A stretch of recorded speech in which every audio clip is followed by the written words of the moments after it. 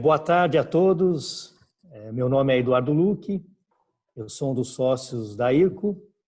Eu gostaria de agradecer em nome dos meus sócios da IRCO e da IRCO Hiroshima a participação de todos vocês. Eu desejo e faço votos que vocês e todas as suas famílias estejam bem, resguardados em casa, com muita saúde. Isso, de fato, é o que realmente importa para cada um de nós. Nós temos tido a oportunidade de, semanalmente, promovermos webinars em cima de eventos e assuntos relacionados a esse momento tão sensível e atípico para todos nós. Hoje nós temos o prazer e o orgulho de receber o Salvatore Milanese. Ele é sócio fundador da Pantalica Partners, um consultor com uma experiência incrível, especialista em reestruturação e no turnaround de empresas. É um assunto da mais alta criticidade para os momentos atuais. E nós vamos ter um bate-papo. Na verdade, a ideia é que ele seja, mesmo que por intermédio de uma plataforma visual, o mais interativo com todos vocês. O Salvatore, ele vem conversar um pouco sobre a vivência e o que ele tem visto na questão do contingenciamento para que as empresas possam se salvaguardar e minimizar os riscos de que o pior aconteça. Tá? Então, eu peço e convido a todos para que, na medida que já tenham dúvidas, perguntas e curiosidades, já possam colocar no chat. Eu tenho comigo também a honra de ter o Edson Teixa, que é o nosso sócio. O Edson, ele lidera a nossa operação do Rio de Janeiro. Então, eu deixo aqui a palavra a ambos. O Edson vai promover a mediação na conversa com o Salvatore e eu interajo com ambos e mais para o final volto para fazer o fechamento com todos vocês. Então, por favor, aproveitem que seja o mais interativo a todos. A palavra está contigo, Edson. Boa tarde. Boa tarde, muito obrigado, Eduardo. Vocês me ouvem bem? Acho que sim, né? Ouvimos. Legal. Bom, boa tarde, muito obrigado, Eduardo. Obrigado, Salvatore, por aceitar o nosso convite, né? Acho que vai ser um bate-papo muito bacana, muito legal. Bem-vindo no momento que nós estamos enfrentando, né? Acho que vamos explorar bastante aqui da sua experiência, vai ser muito legal. Acho que nossa audiência vai gostar muito. Antes de passar um pouquinho, para iniciarmos o papo, Salvatore, deixa eu só fazer aqui alguns protocolos bem pontuais, né, em relação a esse nosso webinar. Eu quero lembrar a todos as pessoas que nos estão assistindo aqui, a IRCO está fazendo esse webinar todas as quintas-feiras às 17 horas, né? Então, estamos promovendo isso todas as quintas, com temas diversos e variados, tá? E esse conteúdo fica disponível na nossa plataforma, no eConnection, que é a nossa plataforma dentro do YouTube. Esse, inclusive, webinar está sendo gravado, né? E aqueles que, por acaso, não puderem assistir na sua integralidade, podem depois recorrer e ver lá isso gravado no YouTube, né? Então, vamos ter essa chance, né? E também lembro, reforçando aqui o que o Eduardo já comentou, aqueles que tiverem perguntas podem fazê-las, né? E colocar aí no chat que, à medida que a gente vai avançando aqui no bate-papo, eu vou trazendo aqui as perguntas à mesa para o Salvatore colocar aqui as suas percepções, ok? Bom, Salvatore, antes de iniciar de fazer as perguntas, só quero deixar aberto para você só dar um oi, né? E já começo com as perguntas para você e iniciamos, né? Sim, claro. Bom, eu queria, antes de tudo, cumprimentar todos que estão neste vídeo, inclusive os participantes, e agradecer a essa casa de amigos que é a IRCO, com a qual estamos tendo uma frutuosíssima colaboração. E estender os votos, obviamente, que o Luque proporcionou aos participantes. A coisa mais importante, obviamente, hoje é estar em casa, ter saúde e, obviamente, se proteger. Como o Luque falou, eu sou italiano, venho de uma experiência de quase 20 anos no segmento de reestruturação financeira, de turnaround e na área a gente chama de special situation, que é um caldeirão que engloba transações envolvendo carteira de créditos inadimplidas ou, eventualmente, investimentos M&A, se chama tecnicamente, de empresas em crise. Então, hoje, vocês me convidaram para falar de temas que podem ser de grande interesse ao empresário que está enfrentando essa crise e que Por que são de interesse? Porque o empresário normalmente não pensa a como gerir crise. O empresário pensa a constituir uma empresa, fazê-la crescer, prosperar, empregar mais pessoas, se expandir. Portanto, é um tema muito interessante que tenho visto que é o meu pão cotidiano, não é? Eu vivo disso, a discutir com todos vocês, Edson.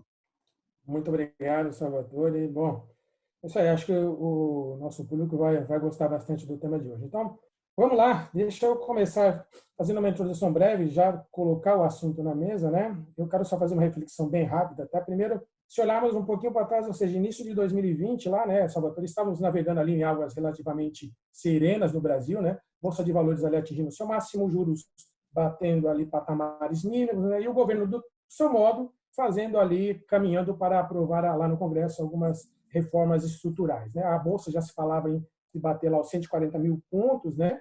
E o PIB já estava mais ou menos sendo projetado a 2,5% até o final do ano de 2020, né? E aí vem uma pandemia, né? Ou seja, e aquele céu ensolarado que nós estamos vivendo acabou ficando nublado, né? E vem uma forte chuva, e essa chuva não sabemos aonde ela vai parar, e se ela vai parar, né, tão cedo, né? Nesse cenário, ou seja, dá para fazer algum tipo de previsão ou expectativa de até onde vai esse processo, Salvatore? E pegando um gancho já nisso, né, ou seja, falando de crise, que comparação podemos fazer com essa crise que estamos vivendo, essa crise por conta do Covid-19, né, com aquela crise lá do subprime que tivemos lá em 2008, né, por conta lá a crise financeira de 2008. Ou seja, que paralelo nós podemos fazer e que diferenças existem entre elas, né, na sua prática, né? Sim. Deixa você comentar. Bela introdução, me dá um desafio importante. Vamos partir da segunda pergunta, que diz respeito ao tipo de crise que estamos vivenciando hoje, e depois falamos, obviamente, de quais são as perspectivas, a primeira pergunta, de desenvolvimento dessa crise. A crise de 2008, acho que todo mundo deve estar lembrando, era uma crise prevalentemente, fundamentalmente financeira. Você mencionou. Era originada por causa do subprime. O que eram esses subprime? Empréstimos feitos de forma eventualmente inadequada, depois se descobriram fraudes, se vocês se lembram, o Lehman Brothers, o banco que faliu em 2008, a pessoas, gente que não podia pagar. Não somente se faziam esses empréstimos a essas pessoas, depois se empacotavam esses empréstimos, se securitizavam, esse é o termo técnico, e se vendiam a velhinhos, eventualmente, lá da Groenlândia ou da Europa, como se fossem aplicações AAA, ou seja, com nenhum risco de crédito. Nós sabemos a história como acabou. Naquela situação, porém, você deve estar lembrado, teve uma polêmica enorme no momento em que os governos, tanto americanos, quanto europeus, quanto do mundo inteiro, tinham que colocar dinheiro para ajudar a economia. Por quê? Se apontavam claramente culpados. Vocês se lembram, né? Tinham culpados e ninguém queria pegar o dinheiro do contribuinte e colocar na mão de culpado, inclusive salvá-los, né? Então, a verdade é que depois culminou com o falimento da Lehman Brothers. Entretanto, inclusive naquela vez, tivemos uma situação terrível, as bolsas de valores caíram, muita gente perdeu dinheiro, as economias contraíram. Eu lembro que aqui no Brasil estávamos saindo de um 2007, se não estou errado, o PIB crescendo quase 5%. E naquele ano tivemos uma queda do PIB, tivemos um PIB no Brasil caindo quase 1,2%, 1,3%. No mundo inteiro tivemos problemas sérios, os Estados Unidos tiveram que colocar 1 trilhão de ajudas na economia, mas se conseguiu superar, porque, como dissemos, se evitou o efeito dominó, porque se injetou dinheiro na economia, então um banco faliu, alguns outros eventualmente tiveram problemas sérios, mas se estancou o problema. Depois se começou, inclusive, a farra do quantitativismo, ou seja, a injeção trilionária de dinheiro na economia, que nos levou à situação praticamente pré-pandemia. Vamos lembrar um segundinho, Edson, o que era a situação do mundo na pré-pandemia. A Bolsa de Valores americana tinha crescido 400% no índice principal, que é o Standard & Poor's. tínhamos o mais baixo nível de desemprego, acho que estava em torno de 4 alguma coisa por cento, nos Estados Unidos. A capitalização de bolsa de alguns gigantes do setor de tecnologia tinha chegado a trilhões, nunca visto. 3 ou 4 empresas dessas do setor de tecnologia somavam o PIB de uma Alemanha, por exemplo. E o caixa somado dessas empresas era, digamos, o budget de um Brasil, se não mais, por exemplo. Então, é uma situação efetivamente nunca vista. O Brasil tinha saído daquela crise profunda durante os anos 14, 15, 16, tivemos o PIB caindo de menos 3,5%, 2 anos seguidos, e estava começando com as reformas que foram trabalhadas e aprovadas a mostrar elementos que nos levavam, como você mencionou, a quase um crescimento de 2,5%. Muito bom. Um cisne negro que ninguém imaginava pudesse golpear todos nós desta forma. O que a pandemia efetivamente determinou, do momento que ela explodia ao momento em que nós estamos vivenciando ela? Alguns números. Os governos centrais do mundo inteiro injetaram na economia, direto ou indiretamente, aproximadamente 8 trilhões de dólares. Acho que sumiu o seu vídeo.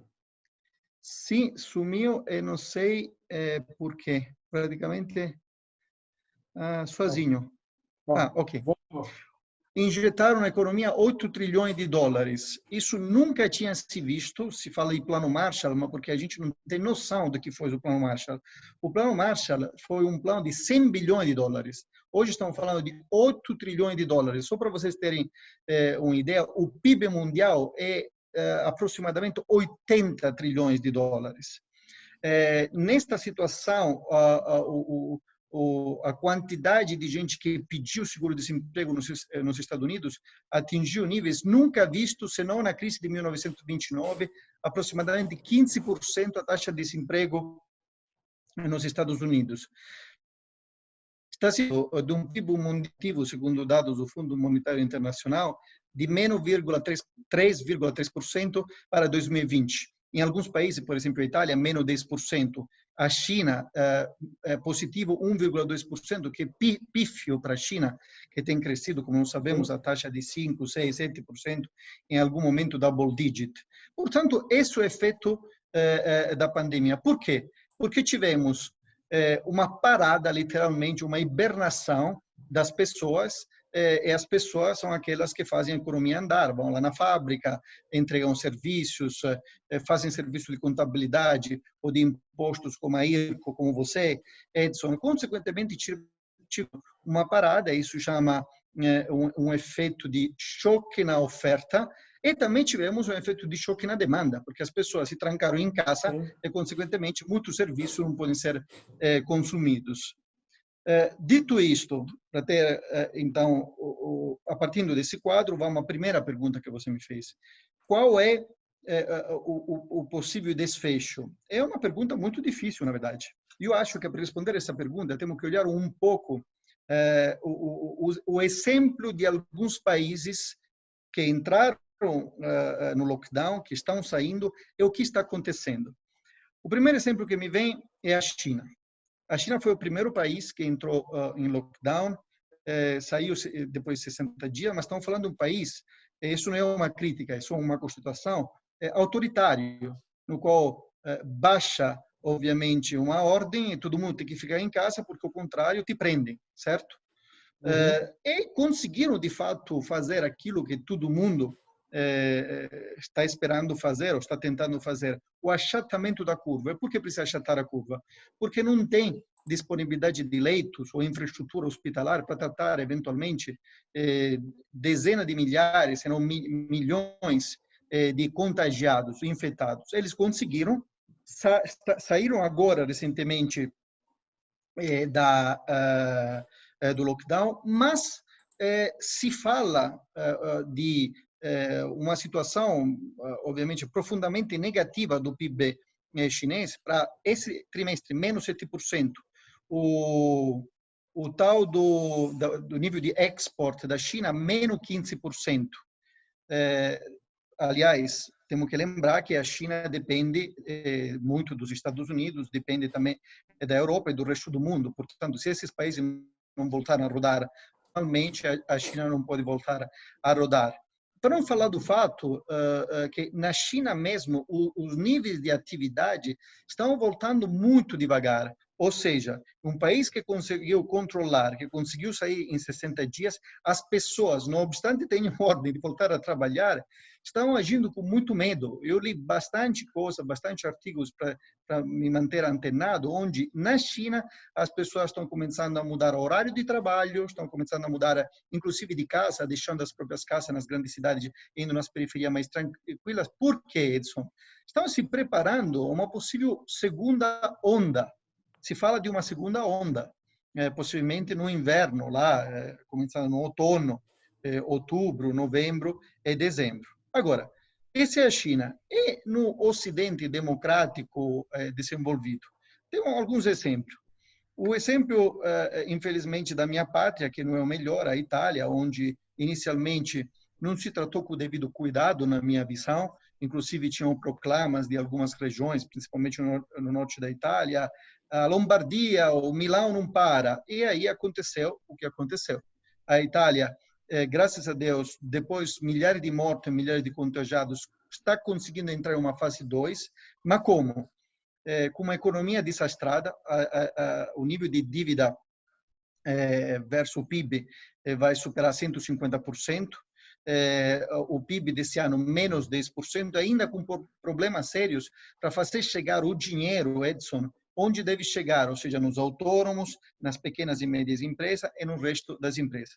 Aí tem um último exemplo para finalizar essa historinha, que é aquilo que eu acho todo mundo deveríamos ter copiado, que é a Coreia. Alguém fala, mas a Coreia do Sul passou já por uma pandemia, que foi a SARS, a MERS, então eles sabiam como fazer. Ótimo, vamos perguntar então o que fizeram. O que a Coreia fez? A Coreia fez aquilo que, na minha visão, tinha que ser feito. Antes de tudo, identificar através do sistema de contact tracing, aqui, o celular. O celular permite fazer contact tracing se o Salvatore e se o Edson são contagiados. Portanto, de forma vertical, verificar dentro do contexto onde o Edson e o Salvatore trabalhavam ou socialmente frequentavam, que poderia estar contagiado, é fazer testes em massas. A quantidade de testes que foram feitos na Coreia são impressionantes, se eu compará-los, inclusive, até com os testes dos Estados Unidos. Portanto, não fecharam. Não teve lockdown na Coreia. Então, é verdade, Edson, que quando você vai verificar os efeitos na economia coreana, você vai ver que a economia coreana vai crescer este ano aproximadamente 1,1%, 1,2%. Compara com os outros membros do G7, um desastre. A Alemanha, menos 5%, a França, menos 6%, falei a Itália, menos 10%, os Estados Unidos, menos 6%. Voltando, então, contei toda essa historinha simplesmente para dizer, era difícil, eventualmente, copiar a Coreia, mandaram uma comitiva lá para verificar o que estavam fazendo, trazer tecnologia, dizer, por favor, venham lá me dizer como é que vocês estão fazendo, e adotar os mesmos protocolos. Eles não tiveram quarentena rígida, não tiveram lockdown como em muitos países da Europa, e estão tratando business as usual. Essa historinha também para dizer, se a gente não fizer as coisas da forma correta, com um pouco de disciplina, enfatizo de novo a situação da Coreia, não temos resposta à tua primeira pergunta, o que me espanta, tá? Mas podemos ficar em cima do muro? Não podemos ficar em cima do muro. Por isso estamos aqui para falar de plano de contingência e de como ajudar os empresários, obviamente, a não ficar passivos, né? Não, perfeito. Bom, boa introdução. Só para fechar essa introdução, uma questão importante, antes de a gente entrar no assunto, que é o plano de contingência em si, e pegar aí algumas dicas que você vai passar para o pessoal, né? Acho que tem muitos aqui esperando, né, para a gente falar disso, especificamente. É um assunto que está muito recorrente agora, né, e se discute, não, já aconteceu na Europa, no Brasil se discute fazer, não fazer integralmente, não. Lockdown, ou seja, isso é realmente, olhando isso aqui para o nosso cenário brasileiro, isso aqui é uma sentença de morte para as empresas, né? Numa situação dessa, de fechamento bem restrito, né? quais os setores mais impactados, você dá um overview bem rápido, né? E se mesmo assim, numa situação dessa, Salvatore, existe algum setor ou alguma área que consiga tirar benefício disso, ou seja, dessa situação? Alguém que pode fazer, ou seja, o que a maioria está sofrendo, será que alguém conseguiria tirar vantagem, obviamente no bom sentido, né, dessa situação? Sim. Antes de tudo, vamos repetir para quem nos escuta aqui neste webinar que a pandemia é um problema de saúde. E saúde cria, obviamente, medos nas pessoas. Lembro, por exemplo, a todos nós que alguns estados, lá nos Estados Unidos Central, deixaram aberta os próprios negócios, as próprias indústrias e tiveram que voltar atrás, por exemplo, naqueles abatedouros que temos na América Central, onde milhares e milhares de operários, enquanto preparavam carne de bovino, frango ou de porco, tiveram que, contagiados, trabalhar, mas isso não dava certo, consequentemente, fecharam tudo. O que estou querendo dizer?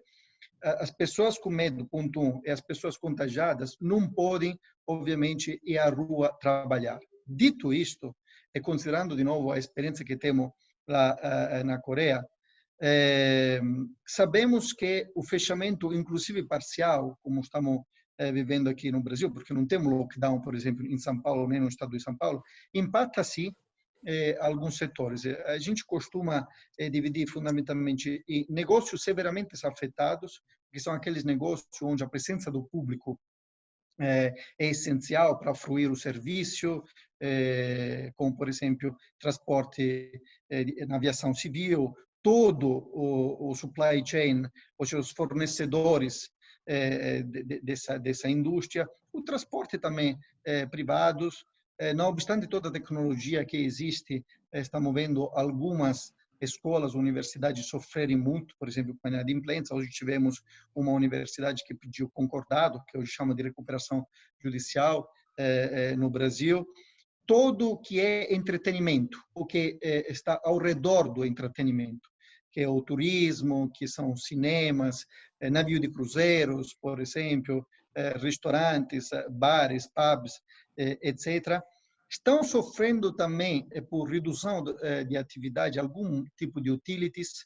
Por exemplo, distribuidora de energia elétrica, Edson, estão tendo problema de inadimplência, porque ou as pessoas não pagam, porque teve uma redução de renda importante, gente que foi demitida, ou cujo salário foi renegociado, a jornada foi reduzida, ou se encontram em situações incríveis, porque do lado tem inadimplência, então não tem um fluxo de caixa dos clientes. Do outro lado, eles têm contrato que chama de take or pay, ou seja, paga toda a energia que comprou. Pouco importa se alguém vai consumir. Então, estão tendo grandes renegociações. Do outro lado, temos aquilo que chamamos de negócios resilientes, que são principalmente nos consumos perecíveis, todos os negócios que podem se beneficiar eventualmente de delivery, o comércio eletrônico e, no geral, a cadeia de valor da agricultura é um negócio extremamente resistente e resiliente nesse contexto, porque não parou. Ao contrário, está se beneficiando, por exemplo,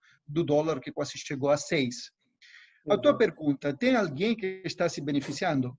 Eu dividiria essa resposta em dois. As empresas grandes, que foram sempre administradas bem e que, consequentemente, tinham bastante caixa em indústrias que não foram severamente afetadas, não somente estão se beneficiando, mas vão se beneficiar, porque vai haver uma natural concentração de determinados setores, Edson. Então, vai ter um M&A importantíssimo, daqui a pouco, empresas grandes comprando concorrentes ou empresas menores, ou eventualmente deixá-la eventualmente perecer e adquirir as cotas de mercados. Do outro lado, sim, todas as indústrias de comércio eletrônico, todas as indústrias de retail que já tinham feito uma passagem muito grande de importante pedaço do faturamento deles no comércio eletrônico, toda a indústria, por exemplo, de esterilização. Eu tenho alguns clientes que trabalham no segmento de esterilização e me dizem que o negócio deles está bombando, ou ligados, de qualquer forma, à cadeia de healthcare, ou seja, de saúde hospitalar, estão absolutamente se beneficiando dessa situação. Ah, legal. Bom, perfeito. Bom, diante desse cenário, Salvatore, e já aproveitando também algumas perguntas que já surgem aqui dos nossos, do pessoal que está nos assistindo, né? Ou seja, como sair dessa situação? Ou seja, como se preparar? E já quero entrar efetivamente no tema, ou seja, nós vamos falar aqui de plano de contingência. Você pode explicar para o nosso pessoal, ou seja, o que é um plano de contingência? Toda empresa poderia ter acesso a isso? Isso é uma coisa restrita só para empresas grandes? É algo que pode ser customizado para qualquer tipo de empresa, para qualquer tipo de negócio? Explica para a gente um pouquinho o que seria um plano de contingência. Sim, eu vou utilizar aqui uma apresentação, então vou pedir a tua permissão para compartilhar a minha tela. Só um segundo.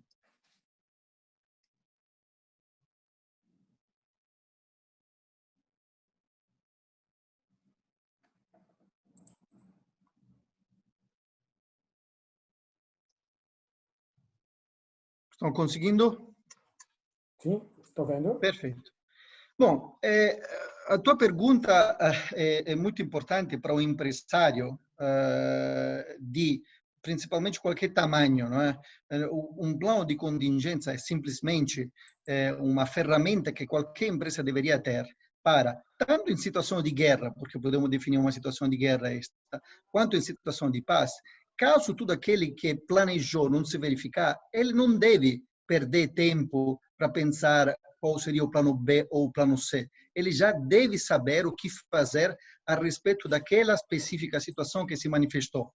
Muitos empresários, obviamente, eu repito, isso não é uma crítica, eu admiro os empresários que conseguem fazer crescer os negócios, contratar pessoas, fazer reestruturações importantes, crescer nacional e internacionalmente. Essas são as cabeças, efetivamente, empresariais, que às vezes não têm a manha ou o jogo de cintura de gestão para poder pensar, e as técnicas de gestão para poder pensar que, junto ao planejamento normal, tem que ter sempre um plano B. Tá? Então, esse, se a gente puder utilizar essa forma de tradução, é um plano de contingência. Em um momento normal, você reuniria áreas críticas da empresa, que pode ser o RH, que pode ser a cadeia de suprimento, que pode ser o diretor industrial e financeiro, para durante uma semana sentar em um off-site e discutir como montar um plano de contingência. Quando um tsunami como este te golpeia, você tem que montar a toque de caixa um plano de contingência. Um plano de contingência tem que dizer respeito, obviamente, a pegar as áreas críticas que mencionei anteriormente, colocá-las juntas, construir cenários, comunicá-los e depois monitorar, obviamente, os acontecimentos diariamente e semanalmente para tomar as decisões mais corretas. Aproveitando, desculpa cortar rápido, mas só inserindo nisso, acho que uma questão importante, um plano de contingência é algo, estamos falando de planejamento, mas é algo que realmente, pela sua experiência, as empresas realmente se preparam para isso, falando até das grandes corporações, quando elas preparam o seu plano de negócios, né? Talvez nunca se pensou, talvez como hoje, né? De tomar, ou seja, criar esse famoso plano B, né? Para essas situações mais severas que pode acontecer, né? Será que agora a pandemia também não criou, ou seja, não é um gatilho para que as empresas passem a pensar, não só a tomar, como você comentou agora, né? Uma ação emergencial, agora tem que agir de última hora, mas colocar isso junto ao seu plano estratégico? Isso tem sido algo que tem sido colocado, Salvatore, ou não necessariamente, tem sido negligenciado?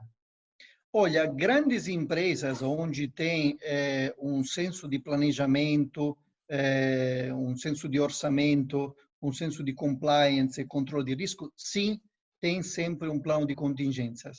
Além do orçamento principal daquele ano, ou de um plano de 5 anos para poder enxergar onde eles terão que ir conforme o mundo vai se mexendo, a concorrência vai se mexendo, eles preparam também, sim, plano de contingências. Mas são poucas, devo dizer. São poucas, estão aumentando. Graças a Deus, o mercado de capitais progrediu muito no Brasil. Temos consultoria que podem ajudar essas empresas que acessaram o mercado de capitais, porque investidores sofisticados te pedem também esse tipo de ferramentas. Eles não gostam, digamos, de exposição a risco à toa. Então, dependendo do setor, ele, além do orçamento que você apresenta, ele te faz várias perguntas para saber se você sabe, se aquilo não acontecer, como você vai se comportar. Se a receita não acontecer, se os custos não acontecerem, se perder eventualmente um grande cliente, um grande contrato. Portanto, a resposta é sim, com as empresas mais sofisticadas. Empresas familiares, médias e pequenas não tem, que é um erro, porque isso é mais bom senso, Edson, do que técnica de gestão sofisticada. É bom senso. A gente vai ver. Um plano de contingência diz fundamentalmente respeito a processo e pessoas, diz respeito a receitas e as saídas, que são o custo, despesas, impostos e bancos. Então, a primeira coisa que você tem que pensar, depois que colocou junto, falamos áreas críticas que tem que te ajudar a pensar esse plano de contingências. Mencionamos novamente o teu RH, o planejamento, finanças e controladoria, o CFO, né, abaixo do qual temos essas áreas, cadeia de suprimento, a parte comercial, o jurídico. O primeiro aspecto é pessoas, principalmente neste contexto de pandemia. É por quê, Edson? Porque pessoas têm que ser, na pandemia, protegidas. Então, principalmente, verificar como proteger a saúde das pessoas. Todas as áreas que eventualmente podem fazer o próprio trabalho via home office devem ser transferidas em home office. As áreas que podem, que devem, porque tem aspectos críticos eventualmente da produção ou do ato de servir o cliente, se devem definir protocolos para evitar contaminação, tá? E principalmente depois atuar nesse sentido, devemos fornecer ao nosso pessoal a tecnologia, os meios para poder performar o home office adequadamente. Então, ferramentas como nós estamos fazendo hoje de video call, protocolo de comportamento, tanto para eles quanto para a própria família. É importante, no que diz respeito a pessoas, principalmente naqueles setores que eventualmente tiveram uma redução importante de faturamento, evitar drásticas decisões de demissões. Hoje o governo brasileiro, falando do Brasil, colocou à nossa disposição uma série de medidas emergenciais. Nós sabemos, aliás, se você, Luque, quiser intervir para me complementar, que o governo brasileiro permitiu medida de flexibilização da jornada de trabalho, bem como o salário, ou de suspensão. No caso de suspensão, obviamente, você estaria suspendendo o trabalhador, ele recebe, através da Caixa Econômica Federal, o seguro-desemprego.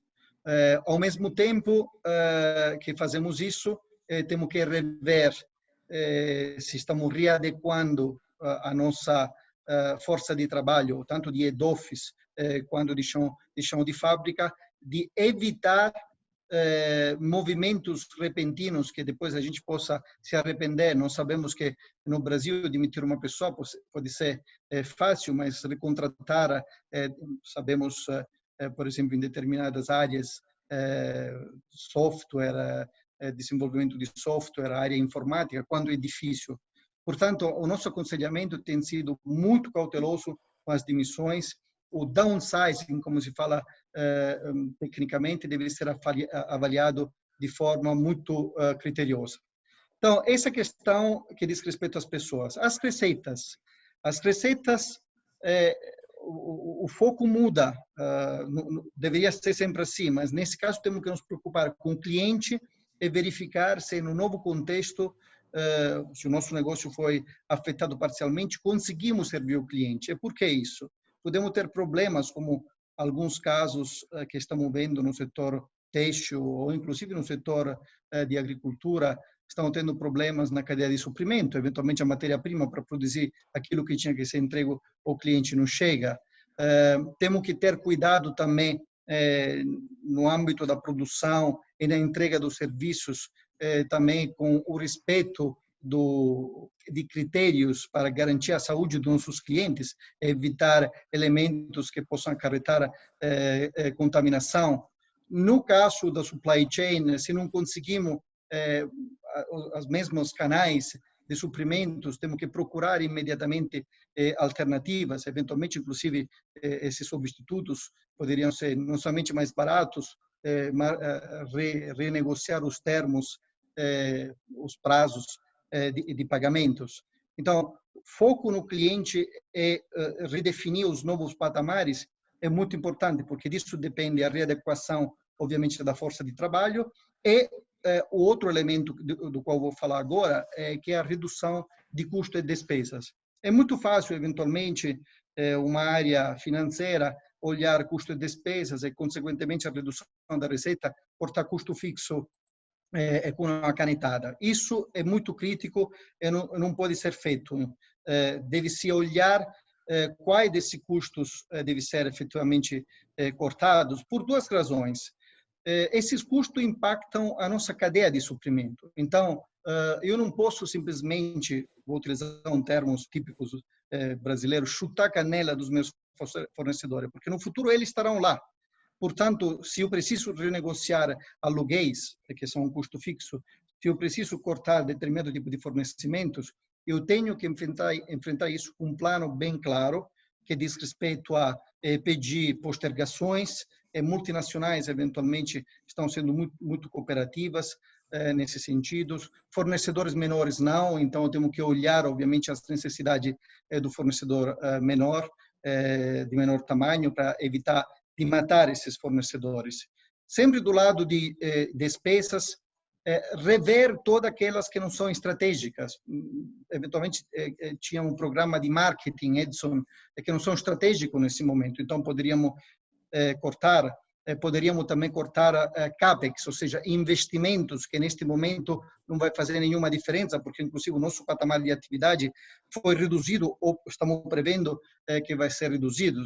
E depois tem uma outra camada, que são os impostos e principal é juro que devemos eventualmente a bancos. Quanto a impostos, quero lembrar a todos que estão aqui neste webinar que o governo brasileiro editou toda uma série de medidas para, por exemplo, postergar tudo que é contribuição social. No que diz respeito ao IR, imposto de renda, ou eventualmente impostos passados que parcelamos, o problema é um pouco diferente, as empresas não estão conseguindo postergá-la senão através de liminar, que inclusive o judiciário está derrubando. Então, neste caso, precisam trabalhar através de uma assessoria jurídica para verificar como pegar esses volumes de impostos e tratá-los liminarmente. Liminarmente significa, através de medida judicial, temporariamente suspender esses pagamentos. Bancos. Bancos, hoje, temos, no geral, uma certa cooperação por parte dos grandes bancos brasileiros em postergar os vencimentos das pequenas, médias empresas, das grandes empresas. Isso é interessante do outro lado, o dinheiro novo que essas empresas poderiam estar precisando não está vindo facilmente, então deve-se procurar alternativas. Portanto, colocamos nesse caldeirão o nosso time, constituímos um comitê de crise, revemos a nossa força de trabalho conforme os patamares de receitas, definimos protocolos para assegurar o fornecimento aos nossos clientes, reduzimos o custo e despesa, renegociamos ou definimos um plano de ação para negociar impostos e bancos. Devemos colocar tudo, obviamente, em uma planilha para que a gente possa acompanhar diariamente a disciplina na gestão do caixa e, principalmente, fazer as coisas acontecerem. Saber, caso não aconteçam, qual é o plano consequente, a decisão consequente que a gente tem que tomar. Uma coisa importante, é isso não para vender o peixe da consultoria, mas isso é um conselho até, eu posso dizer, desinteressado, que eu faço aos empresários que nos escutam aqui. É muito difícil para o empresário, para o management desse empresário, que às vezes se confunde com a mesma família, se é uma empresa familiar ou com o mesmo empresário, tomar decisões de cortar custo, cortar CAPEX, pensar em termos de redução do próprio negócio. Portanto, contrate alguém que tenha esse tipo de experiência, que possa dizer a você aquilo que você não quer escutar, porque é muito difícil para quem fez nascer aquele filho, que é a empresa, vê-la, obviamente, obrigada a se submeter a determinado contexto, determinadas negociações. É muito importante um advisor independente e, às vezes, é importantíssimo também ter um assessor legal, porque pode acontecer que eu tenho um negócio que foi obrigado, devido à quarentena, a fechar integralmente, como temos vários clientes, e, consequentemente, hoje estão planejando entre uma moratória geral, que a gente chama de recuperação judicial, aqui no Brasil chamamos de recuperação judicial, ou, eventualmente, até pedidos de autoliquidação. Temos um caso, inclusive, de uma multinacional que não tem como fazer face a tudo que a pandemia proporcionou em termos de despesa para demitir as pessoas, para pagar os custos fixos, está sem grande dificuldade pensando em um processo de autoliquidação. Então, fundamentalmente, o plano de contingência... Sim. Sem contar, desculpa, que quando você falou de ter um especialista, né? Não só pela questão da especialização em si, mas ter alguém de forma independente que consiga olhar sobre uma outra perspectiva, né? Uma outra ótica, né? Pode ajudar muito, né? Às vezes, enxergar coisas que ele está inserido naquele ambiente, ou seja, um empresário, ele não consegue ver, né? Acho que a visão de fora ajuda muito, né? A maioria das vezes, concordo. Então, só para finalizar, o plano de contingência não é ciência de foguete, é bom senso. Se cerque de gente que sabe fazer isso, o que deve fazer? Te ajudar a estabilizar o caixa e restabelecer a tua atividade em um novo patamar, antecipar o impacto, eventualmente, que uma pandemia está te proporcionando nos vários níveis do teu demonstrativo de resultado. Falamos da receita, custo e despesa, e depois na parte de renegociação com o governo, impostos e com bancos. E finalmente, definir um plano de ação para poder navegar nesses meses que estamos ainda em quarentena e começar proativamente a pensar o que fazer quando sairmos dessa quarentena. Isso é importantíssimo. Esse é o plano de contingência. Espero de ter transmitido claramente a ideia que todo mundo tem que fazer e todo mundo pode fazer, inclusive, porque não tem nada de difícil a respeito disso. Não, perfeito. Aproveitando esse gancho, deixa eu explorar algumas outras questões aqui, Salvatore, que eu acho que é importante nesse contexto, né? Acho que é claro, né? Aqui olhando a minha vivência, experiência também do Eduardo de contadores, a gente sabe que negócios não necessariamente morrem porque geram prejuízos, né? O prejuízo pode ser gerado puramente por uma questão contábil, vamos dizer assim, né? Mas eles de certa forma morrem efetivamente se não tiver caixa suficiente para honrar com suas obrigações, né? E aí nessa questão de caixa, né? É fato que uma boa gestão de caixa é extremamente fundamental numa situação dessa, né, para a sobrevivência e continuidade das empresas. Você comentou aqui de forma geral o plano de contingência, mas você conseguiria dar aqui alguma ideia de ferramentas necessárias, né, ou seja, como deve ser e quais as ferramentas para fazer uma boa gestão de caixa, que talvez seja um dos fatores primordiais desse plano, não? Gestão de caixa diz respeito novamente, de forma transversal, a qualquer indústria e a qualquer tamanho de empresa.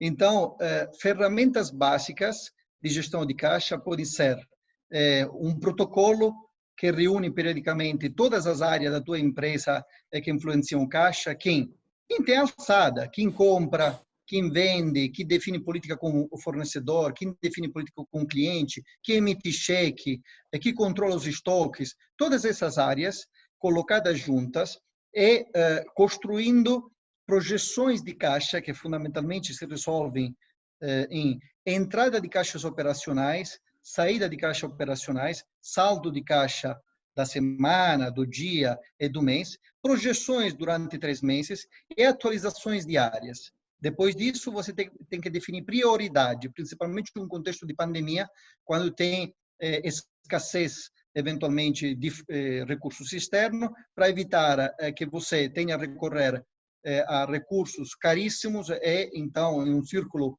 vicioso, alimenta o teu buraco de caixa. Definir prioridade significa o que eu tenho que pagar prioritariamente para manter a minha operação. São determinados salários, e a linha, eventualmente, de telecomunicação, porque hoje tem um home office com todos o meu head office, tenho que pagar fornecedor de algodão, porque sou uma indústria têxtil, e o algodão é o principal insumo. Prioridade é isso, não tem nada de extraordinário. E aí, definir quais são as prioridades para serem negociadas, que neste caso, fundamentalmente, mencionamos antes, seriam impostos, seriam bancos, principais juros. A gente costuma dividir, aliás, para simplificar, para quem nos escuta, em duas grandes categorias de negociações na gestão do caixa. Aquele que permite de liberar caixa internamente e aquele que permite de criar caixa internamente. O que significa isso? Liberar caixa internamente. Se eu estou em uma pandemia, tenho um estoque enorme, eventualmente, inclusive, esse estoque de produtos, 20% diz respeito a estoque com grande rotação, 80% com escassa rotação, o que eu faço, Edson? Trabalho esse estoque, elimino imediatamente com grande desconto aquele com baixa rotação e mantenho um estoque mínimo, porque compra estocagem absorve caixa. Vou também nos meus fornecedores e vou negociar termos. Queria dizer alguma coisa? Não, eu ia falar que, né, se você falou de estoque, né, a hora de olhar para dentro de casa e ver aqueles ativos que não te dão retorno muito baixo, né, ou seja, não essenciais, né, e aí fazer o famoso caixa internamente. Né? Perfeitamente. Ir nos fornecedores, renegociar todos os prazos, ou eventualmente, se eu tenho uma massa de contas a receber, tentar de descontar, trazer esse caixa para dentro, porque, como você justamente falou, nessas situações de crise, estamos numa situação de crise, a empresa não se governa pelo lucro, se governa pelo caixa. Tentar de centralizar tudo que influencia o caixa, então retirar as alçadas para comprometer caixa nas periferias. Então, retirar, por exemplo, todo o débito automático, porque você quer controlar o caixa. E não quer que o caixa te controle. E você tem que descobrir depois da tua planilha que foi feito um débito. Essas são as medidas, por exemplo, para gerar caixa internamente. Né?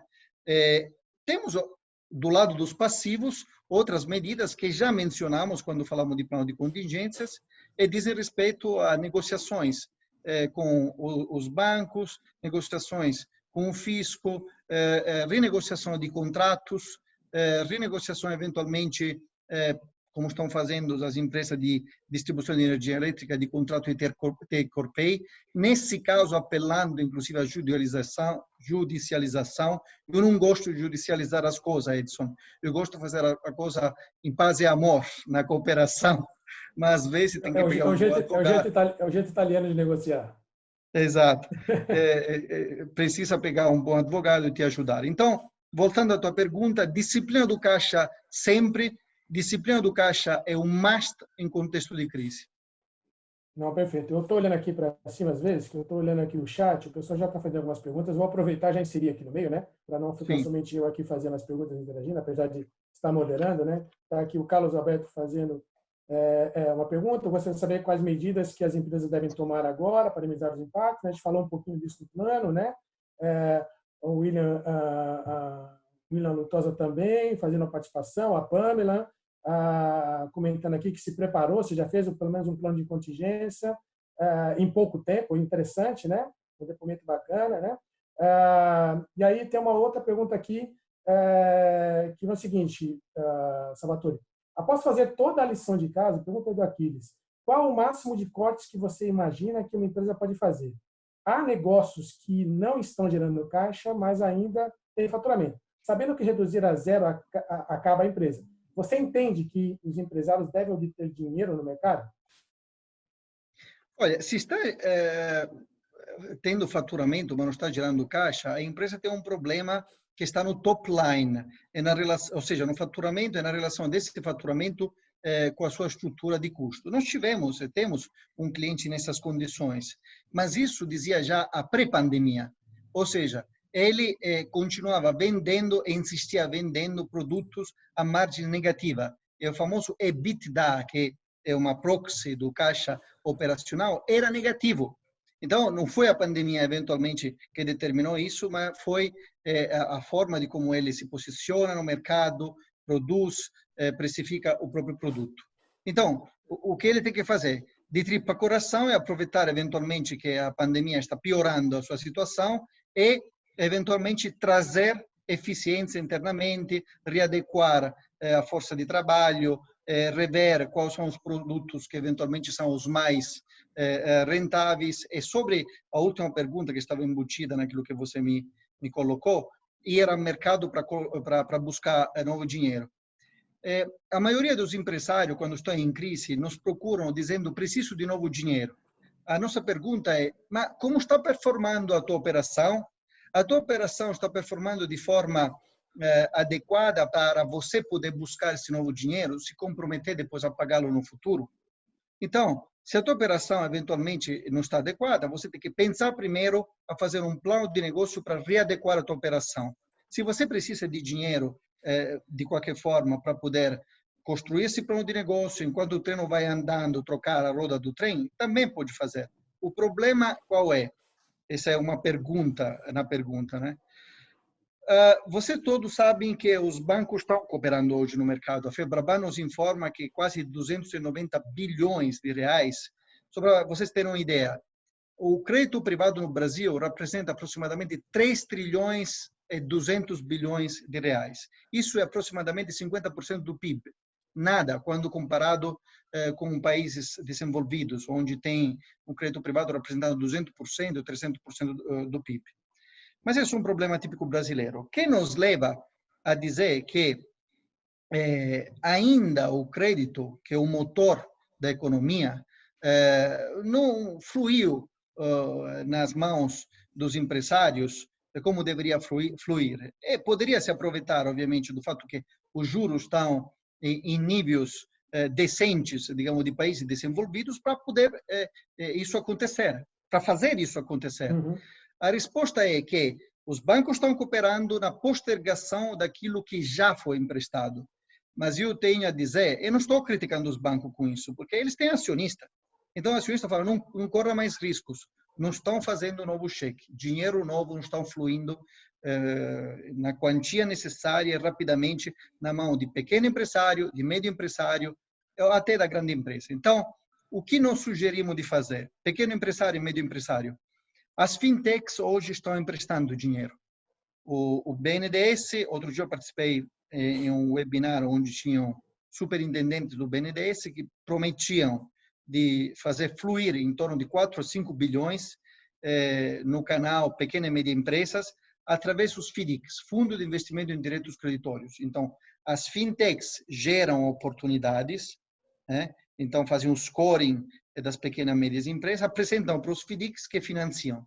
Então, se informem através de fintechs, ou mandem um e-mail para mim, para o Edson, porque sim, tem grande oportunidade de ser financiados através de fintechs via esse canal das FDICs, que está recebendo um repasse do BNDES.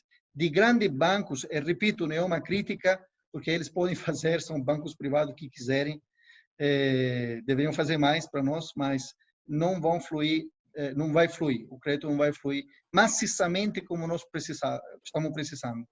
Não, legal, excelente. E aí, aproveitando o gancho, Salvatore, falando realmente de linha de crédito, né? Acho que aí em São Paulo e aqui no Rio de Janeiro, né, já está decretado que até o 31 vai a nossa quarentena, né? Não sabemos se vai a mais ou não, mas se ela for durar por mais um mês, 2 meses, né? Até onde essas empresas vão sobreviver, né? Ou seja, vai faltar caixa, né? E vão precisar de fôlego. E esse fôlego, como você citou aí das fintechs, tem os bancos também, mas esse da fintech que eu achei interessante que você comentou, isso está acessível, e aqui acho que para o nosso ouvinte é importante, né? Para qualquer tipo de empresa, existe algumas particularidades pelo que você tem visto no mercado. Sem dúvida, estamos abertos aqui para consulta, mas só dar um flavor aí para o nosso ouvinte. Acho que seria interessante, né? Se está restrito a um grupo ou não. Sim, eu vou te responder da seguinte forma. Eu sou um cara otimista e espero que o governo se conscientize a atuar através de medidas que, enquanto protegem a saúde, não prejudiquem a economia. Modelo Coreia. Dá para fazer. O Brasil é um país que absorve essa genialidade tecnológica rapidamente, porque a gente não vê o que a Coreia fez e rapidamente fazemos. Se isso acontecer, aí, obviamente, a gente vai na direção que grande parte dos negócios que podem voltar, voltarão com os protocolos para proteger a saúde. Se isso não acontecer, estão sendo discutidos, e isso é um aspecto que eu não gosto muito, para ser sincero, Edson, medidas para ajudar todos os negócios que não consigam, de fato, sobreviver outros 2, 3 meses de profunda quarentena ou, como você falou, de lockdown. Não sei se todos sabem, existe uma lei de falência no Brasil que estava sendo modificada através de um projeto de lei. O projeto, vou ler para vocês, 6229, promovido pelo deputado federal Hugo Leal. Esse projeto era voltado a melhorar a lei de falência que temos no Brasil. Devido à pandemia, se extraíram elementos desse projeto e se constituiu um novo projeto que está sendo ainda discutido na Câmara e no Senado, que é o projeto número 397. Esse projeto 397 prevê duas grandes figuras, podemos chamar assim. Uma que poderíamos chamar de moratória geral. Uma empresa pequena, média, grande, vai e pede uma moratória geral de 60 dias. Isso afeta todos os pagamentos que essa empresa tiver à disposição, compromissado, para poder negociar com o outro lado, que seja banco, que seja um aluguel ou qualquer outra coisa. Do outro lado, constituíram outra figura que chama negociação preventiva. Em vez da moratória geral, a empresa pode fazer uma petição, ir no juiz, mostrar através de um relatório de um perito, que pode ser o Edson, o Luque, o Salvatore, que a pandemia o afetou em nível tal de reduzir mais de 30% o próprio faturamento e, portanto, suspende todos os pagamentos de qualquer tipo. E o juiz nomeia um sujeito, um expert, um mediador, para poder entabuar negociações com todos os stakeholders, desde banco até o senhor do aluguel, contratos específicos e assim para diante. Então, esse aí, que está sendo trabalhado para ser aprovado a toque de caixa, possivelmente ainda neste mês, seria uma coisa que judicializaria meio Brasil. Não sei se concorda comigo, porque se aquilo que você justamente perguntou acontecer, o empresário, entre sofrer e não fazer nada, porque obviamente não é fácil acessar, como dissemos, a linha de financiamento, vai se utilizar de uma dessas duas figuras, entrar em moratória, postergar todos os pagamentos e ganhar 60 dias para poder ver o que vai acontecer. Tá? Então, essa é a resposta que tenho para você. Eu espero que o cenário otimista que eu tenho na cabeça se confirme, ou seja, que o governo comece a adotar medidas para, enquanto cautela a saúde, também abre aos poucos com protocolos bem definidos e cauteloso a economia. Legal. Eu estou tomando bastante do seu tempo aí, mas acho que o papo está interessante, né? E está chovendo pergunta aqui. Estou olhando aqui para cima, olhando para as perguntas, né? Só vou considerar algumas aqui interessantes, o pessoal está bastante participativo, né? Está aqui uma pergunta, Nona, mas nesse momento de pandemia, é hora de ajustar o planejamento estratégico e o plano de gerenciamento de crise? Salvatore, acho que de uma forma você já comentou um pouco, mas se quiser adicionar, ou seja, é momento de ajustar o nosso planejamento estratégico? Na verdade, possivelmente, nesse momento de pandemia, dependendo de que indústria você faz parte, caiu para baixo. Não existe mais, não tem mais chão. Né? Faço um exemplo prático de uma indústria de autopeças que produzia determinadas peças e entregava 50% do próprio faturamento vinha, por exemplo, da GM, 30% da Fiat, etc. Então, visto que a Fiat fechou e você teve que fechar, não tem mais planejamento estratégico. Se você, eventualmente, estava no setor têxtil, possivelmente fechando nesses 2 meses, previa faturar 10 milhões nesse ano, não sabe quanto vai faturar, porque teve que fechar e não sabe quando vai voltar. Tá? Portanto, na verdade, a resposta é: tem que fazer o teu plano de contingência, tem que verificar como readequar-te aos novos patamares. e passar para aquelas etapas que discutimos antes. Quantas pessoas manter, quais são as pessoas críticas, que receita vou ter, o nível de custo fixo, como faço a reduzir? Dá para reduzir todo o custo fixo, por exemplo, em um complexo industrial, que às vezes é difícil, readequar todos os meus pagamentos com bancos, com fornecedores. É isso que você tem que fazer. Tem que pensar menos em plano estratégico e mais em plano tático, que chama plano de contingências, para enfrentar aquilo que a pandemia está te proporcionando e já começar a pensar quando sair, o que empresa você vai ser, que tamanho você vai ter. Legal. Tem algumas perguntas aqui, eu vou tentar sintetizar, né? Uma grande preocupação com a questão dos colaboradores, né? Dos funcionários, né? E aí, você já apresentou que um dos tripés, na verdade, um pilar, né, do plano de contingência, né, são pessoas, né? Como você apresentou logo no início da nossa conversa. Então, e aí uma das perguntas aqui, ou seja, os comentários um projeto de implementação, ou seja, um projeto de reestruturação, né, pode gerar, efetivamente, né, um ambiente muito pesado para os colaboradores, né? Nesse contexto, né, obviamente, devido às situações de demissões, né, controle de gastos, nesse contexto, como trabalhar, pela sua experiência até, né, como trabalhar esse processo de reestruturação, trazer tranquilidade, né, e ainda associar a questão do medo, né, do medo à vida que a própria pandemia traz, né? Não é só do medo de demissão e tal, mas como trabalhar todos esses fatores, Salvador?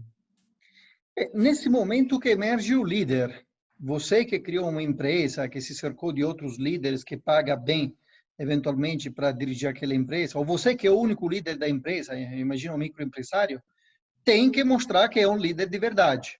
Então, primeiro tem que cuidar da saúde dos teus empregados. Então, se é para mandá-los para o home office, que seja home office, fornecer a forma, a tecnologia, um computador, um Zoom ou um Google Meet, para que ele possa se falar com você. Então, cuidar principalmente é mostrar que de forma genuína você está cuidando principalmente dele, da saúde dele, dos próprios familiares. Segundo, não é menos importante, se você fazia reforçar o endomarketing, chamado tecnicamente assim, a comunicação interna, transparência e tudo neste momento. Se você não fazia, faça-o. Então, comunicação periódica, por exemplo, no meu caso, que eu sou uma consultoria, eu tenho uma reunião de toda a equipe por semana, na sexta-feira, onde a gente fala de forma transparente de todos os projetos em curso, das oportunidades, das várias iniciativas, inclusive falamos em iniciativas interessantes para ajudar algumas ONGs, porque não pode se descuidar disso nesse momento, tem gente que está sofrendo mais, a gente tem que ter iniciativa desse tipo. O terceiro ponto, que também é importante, é fique mais perto do funcionário que está lá na ponta, o cara que está em contato com o cliente, pergunta para ele, tenta de engajá-lo, dizer, escuta, o que você está sentindo que o cliente, o que está te dizendo o cliente? Porque hoje o foco deve ser o funcionário e o cliente. O que o cliente está te dizendo que nós deveríamos fazer melhor, deveríamos estar mais perto, deveríamos organizar webinars, eventualmente, para informar a respeito do que está acontecendo, do setor dele, do que fazer. Tá? Então, fique mais perto do funcionário que pode te dar as informações importantes para a direção do negócio. Tá? Já eventualmente você fazia, mas neste momento no qual você vê o funcionário em tela ou eventualmente vê uma vez por semana presencialmente, fica ainda mais importante. Aproveitar para engajar o teu funcionário dessa pausa, entre aspas, para fazer um curso ou para lhe promover um curso sobre aspectos críticos da tarefa que ele tem dentro da tua empresa. Enfim, se ele está trabalhando parcialmente, você pode pagar um curso que custa pouco em Digital Transformation, se isso serve, curso sobre RH, outras coisas. Por que não? Essa é uma forma também do funcionário entender que você está tendo, digamos, o carinho de mantê-lo engajado também. E, principalmente, faça um plano junto com os teus funcionários, como falamos anteriormente, sobre como sair dessa quarentena, tá? Como inovar, como digitalizar, se precisa digitalizar, se é um negócio que pode se aproveitar da digitalização, tá? Essas são todas medidas que eu, pessoalmente, com os meus sócios, os meus colaboradores, estamos adotando. Precisa não se isolar, precisa consultar outros funcionários, precisa, você, empresário, que está aqui nos escutando, verificar como os outros estão fazendo, como os outros estão se comportando, porque ninguém tem varinha mágica. Não sabíamos como a pandemia nos afetaria. Você acha, por exemplo, que a Azul, empresa de excelência, que atraiu investidores importantíssimos do mundo todo, poderia pensar de ter todos os aviões parados, de ter uma negociação em curso com os lessores, com os bondholders, de ter que demitir funcionário? Não, absolutamente. A Azul não pensava isso. Sem dúvida. Salvatore, só mais uma pergunta aqui, a gente vai caminhando já para o final, né? Ou seja, já corremos, já são 18 horas, né? 18 horas e 7 minutos. Uma última questão aqui, o papo vai, assim, se deixar a gente vai longe, né? O papo é bom, bacana, né? Tem muita coisa para trocar, né? Talvez a gente volte talvez num outro momento, mas não podemos nos alongar muito. Vou deixar aqui uma última pergunta.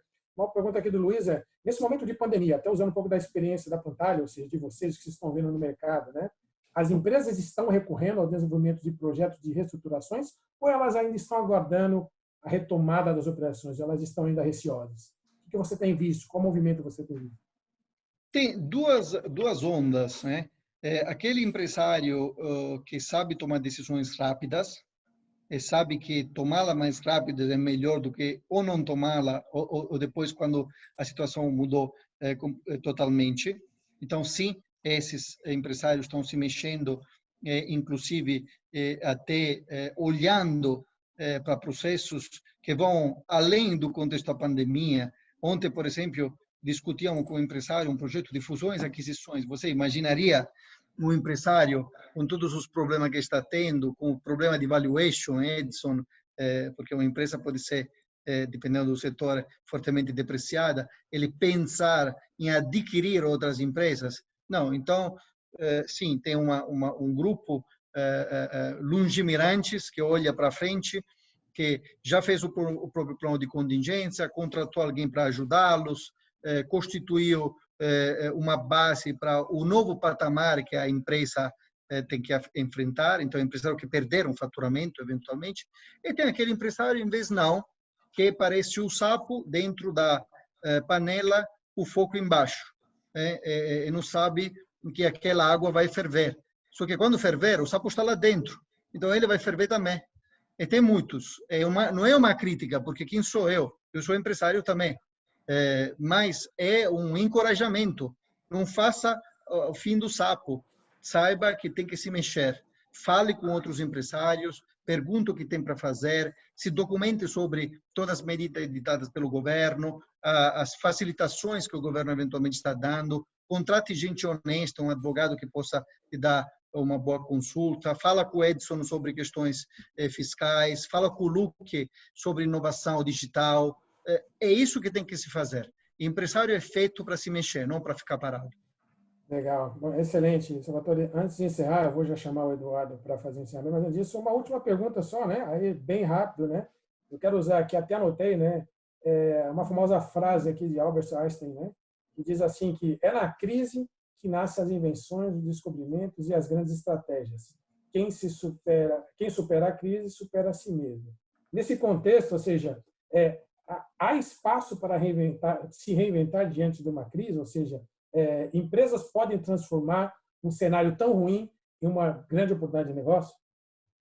Absolutamente sim, é aquilo que estávamos dizendo antes. Eu só te lembro que se olhamos a Bolsa de Valores, tanto no Brasil quanto nos Estados Unidos, que é uma forma, obviamente, de olhar e responder a tua pergunta, as empresas que não perderam, estão se valorizando, são aquelas que estão se reinventando, são aquelas que estão utilizando a tecnologia e são aquelas que estão aproveitando do lado positivo, se podemos dizer assim, porque isso dizemos com pesar, observando a massa de contagiados e de mortos que estão acontecendo, para se reinventar, para inovar. Tá? Isso vale para a pequena empresa também. Nós fizemos engraçado isso, um repositório de boas ideias, né? Eu vou pegando isso dos jornais, das revistas, etc., e vejo situações interessantíssimas. Ontem, por exemplo, uma minha sócia estava me comunicando de um restaurante que faz leilão de pratos.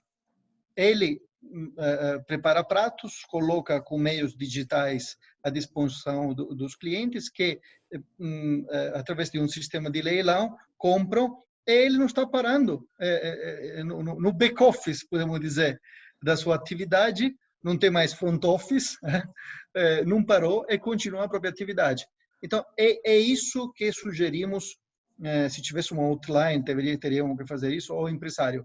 Não tem ideia? Se consulte. Se consulte. Excelente. Bom, Salvatore, obrigado. Eu vou já passar aqui a palavra para o Eduardo. Obrigado. Acho que já fomos aqui além do tempo um pouquinho, né? Agradeço aí a sua participação. Peço desculpa pelo horário, né? Eu sei, vou também pedir desculpa pelo pessoal. Temos mais perguntas aqui, mas o tempo não vai dar.